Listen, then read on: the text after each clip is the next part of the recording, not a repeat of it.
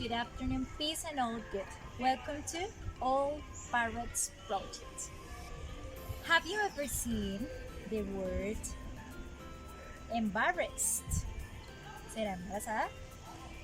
Have you ever seen the word molest? ¿Será molestar?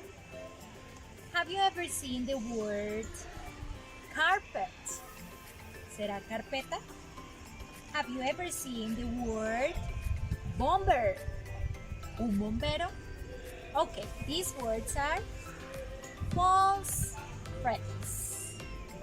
False friends, palabras que parecen iguales a las que decimos en español, pero significan algo totalmente diferente. For example, it is not embarrassed, it is pregnant.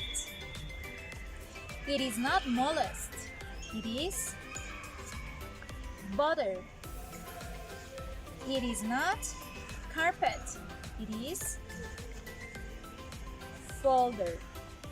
And it is not bomber, it is firefighter. So teachers, I hope it is helpful for you. See you next time. Bye.